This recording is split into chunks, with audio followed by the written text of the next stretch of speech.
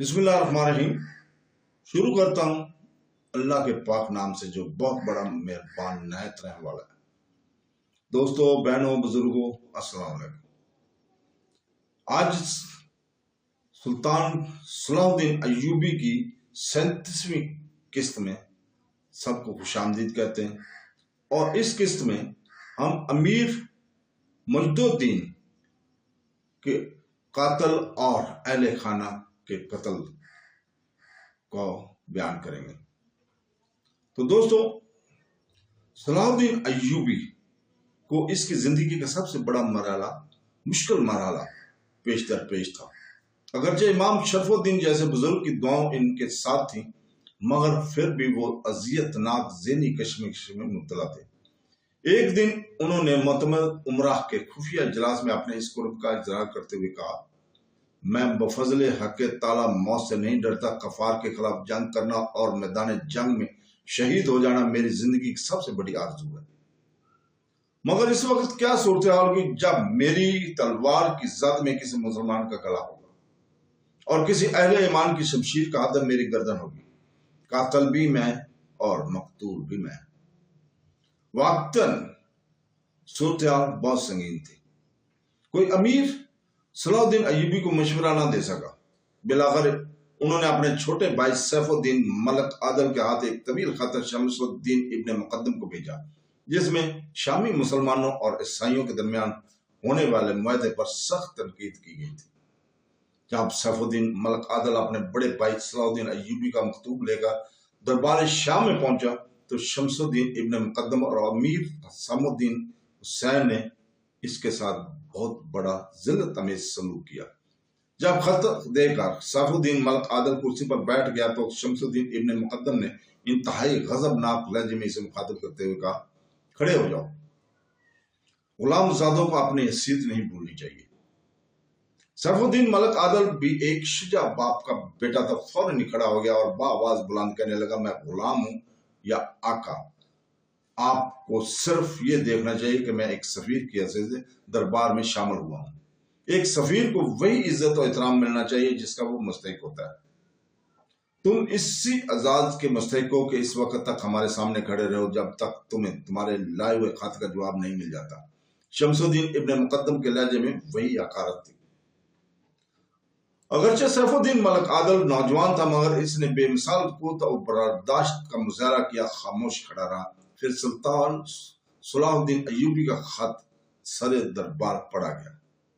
मिस्र के हाकिम ने वाज़ेह अल्फाज में लिखा था कि ये एक इंतहाई सफाकाना मुआहदा है जिससे मुसलमानों को शिकस्त ज़ाहिर होती है।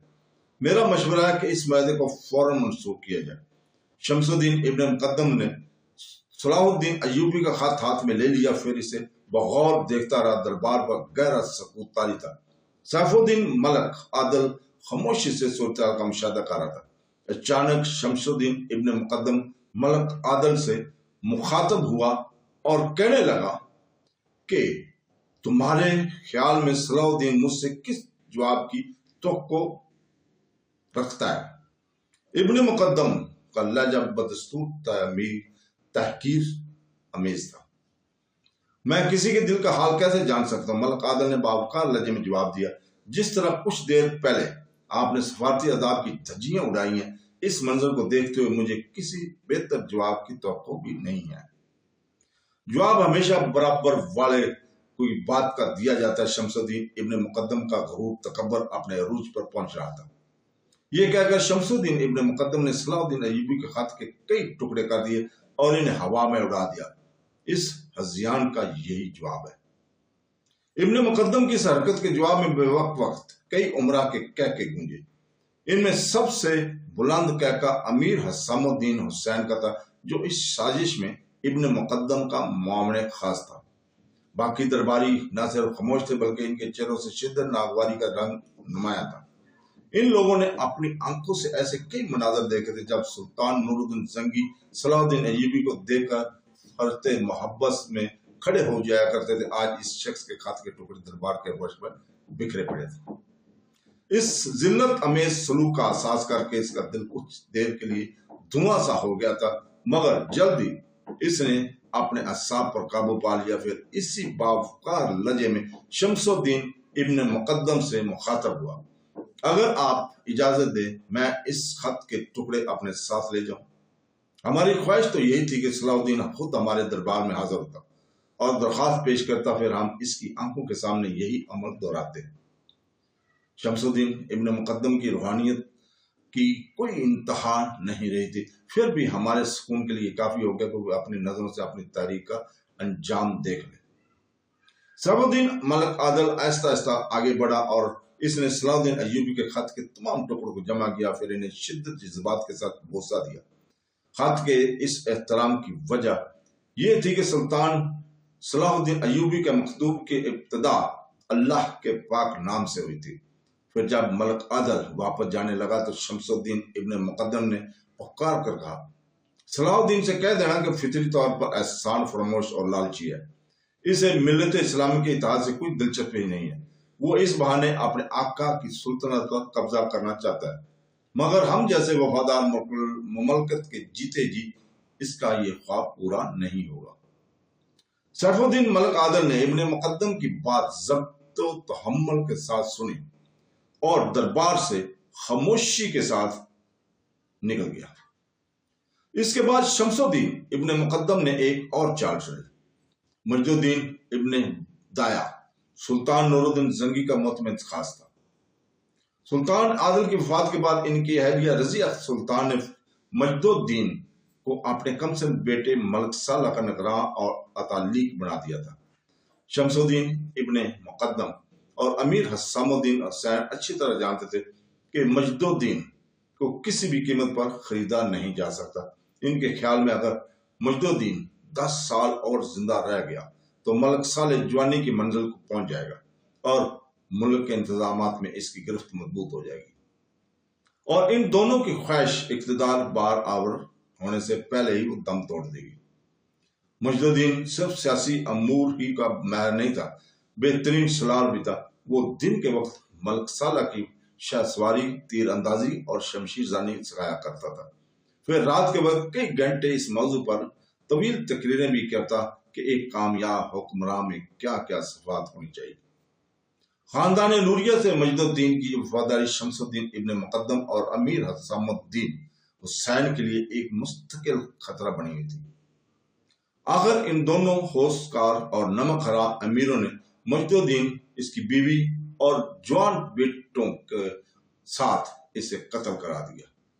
جب یہ پورا گھرانہ گہری نیند سویا ہوتا، اس اجتماعی قتل سے پورے دمشق اور شام میں دہشت پھیل گئی۔ دمشق کے سرکاری کارندوں نے مجد الدین اور اس کے اہل خانہ کے قتل کی تحقیق شروع کی، مگر وہ قاتلوں تک پہنچنے میں ناکام رہے، کیونکہ یہ ایک مکمل اور پرسرار منصوبہ بندی تھی جس کے نقاب کشائی کرنا بہت آسان کام نہیں تھا۔ سیف الدین ملک عادل مصر پہنچ چکا تھا اور اس نے بڑے بھائی کی خدمت میں اس خط کے ٹکڑے پیش کر دیے جسے شمس الدین ابن مقدم نے دربار چاک قرار ڈالا تھا، اور اس ذلت امیز سلوک کے بارے میں بتا دیا جو اس کے ساتھ روا رکھا گیا تھا۔ صلاح الدین ایوبی کے ہاتھ میں اس کے اپنے خط کے ٹکڑے تھے جنہیں وہ بار بار دیکھ رہا تھا، اور چہرے پر گہری انداسی چھائی ہوئی تھی۔ پھر وہ اسی حالت میں اٹھ کھڑا ہوا۔ پھر جب صلاح الدین ایوبی امام شرف الدین کی خانقاہ میں داخل ہوا تو اس وقت کئی معززین شہر امام صاحب کی خدمت میں حاضر ہوئے تھے۔ صلاح الدین ایوبی کو دیکھتے ہوئے تمام لوگ اٹھ کھڑے ہوئے۔ میں انتہائی معذرت خواہ ہوں کہ آپ حضرات کی مجلس میں خلل انداز ہوا، مگر میں مجبور تھا کہ امام صاحب کی خدمت میں اہم ترین مقدمہ پیش کرنا تھا، اس میں کسی قسم میں تاخیر نہیں کی جا سکتی تھی۔ صلاح الدین ایوبی کا لہجہ کس قدر عاجزانہ تھا، وہ ہمیشہ علماء کا احترام کرتا تھا، اور اس وقت امام شرف الدین کی خدمت میں بیٹھے ہوئے تمام حضرات مصر کے بڑے بڑے عالم تھے۔ مصری علماء صلاح الدین ایوبی کی بات سن کر فوراً ہی امام شرف الدین کی مجلس سے اٹھ کر چلے گئے۔ صلاح الدین ایوبی نے فوراً ہی اپنے خط کے ٹکڑے امام صاحب کی خدمت میں پیش کر دیے اور عرض کی، یہ ہے میرے اس خط کا جواب جو میں نے امیر شمس الدین ابن مقدم کو تحریر کیا تھا۔ زبانی گالیاں الگ ہیں جو مجھے غلام زادہ ہونے کے حوالے سے دی گئی ہیں۔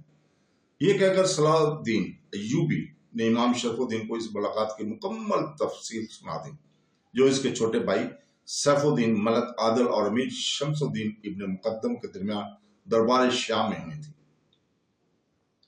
امام شرف الدین صلاح الدین ایوبی کی گفتگو سن کر بہت غمزدہ ہوئے اور نہایت کربناک لہجے میں کہنے لگے، فرزند، میں نے پہلے ہی کہا تھا کہ تحریروں اور مراسلوں کا وقت گزر چکا ہے، حجت تمام ہو چکی، اب تم اللہ کا نام لے کر اپنی شمشیر بے نیام کرو اور عمرہ کے ٹکڑے کاٹ ڈالو جو کیسر خلافت کے ٹکڑے کر کے اپنے چھوٹے چھوٹے گران آباد کرنا چاہتے ہیں۔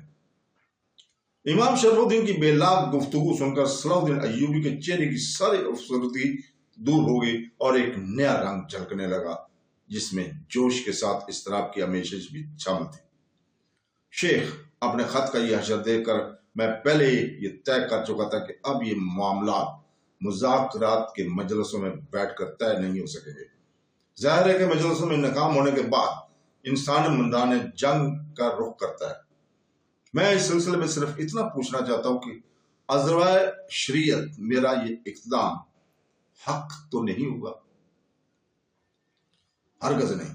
یکا یک امام شرف الدین کے لہجے میں جلال روحانی کا اظہار ہونے لگا تھا۔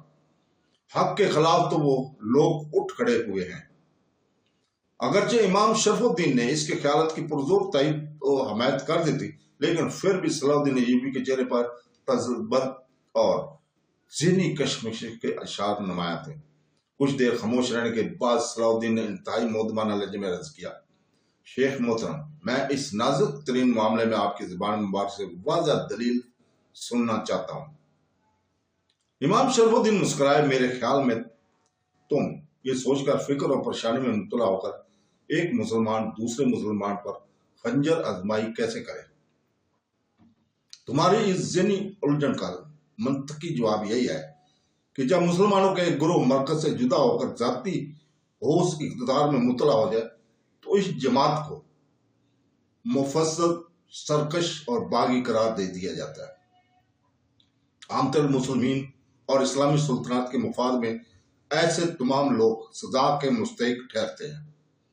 امام شرف الدین نے صلاح الدین ایوبی کی ذہنی خلش دور کرنے کے لیے وضاحت سے سمجھاتے ہوئے کہا، اس کی دوسری مثال یہ ہے کہ اگر کوئی مسلمان شراب نوشی کرتا ہے ہوا پکڑا جائے تو اسے سرے عام کوڑوں کی سزا دی جاتی ہے۔ اس صورتحال میں سزا دینے والے بھی مسلمان ہوتے ہیں اور سزا یافتہ انسان بھی کلمہ گو ہوتا ہے۔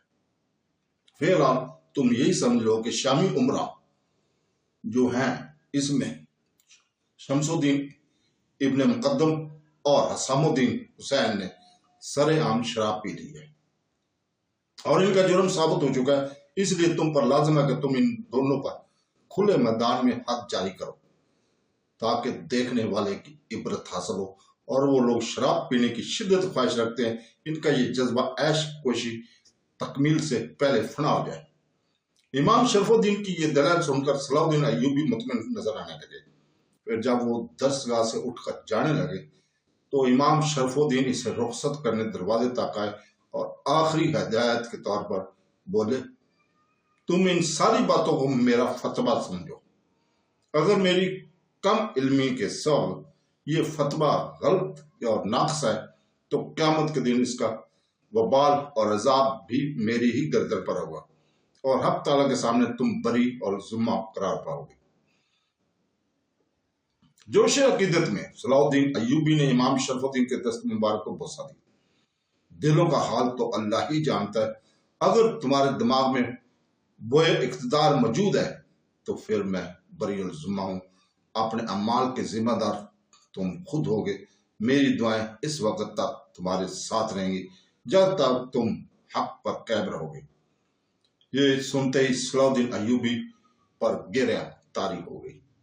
تو دوستو، اس کے ساتھ ہی اجازت چاہتے ہیں کل تک کے لیے۔ کل انشاءاللہ تعالی ہم اسی وقت آپ کے سامنے پھر حاضر ہوں گے نئی قسط نمبر 38 لے کر۔ اللہ حافظ۔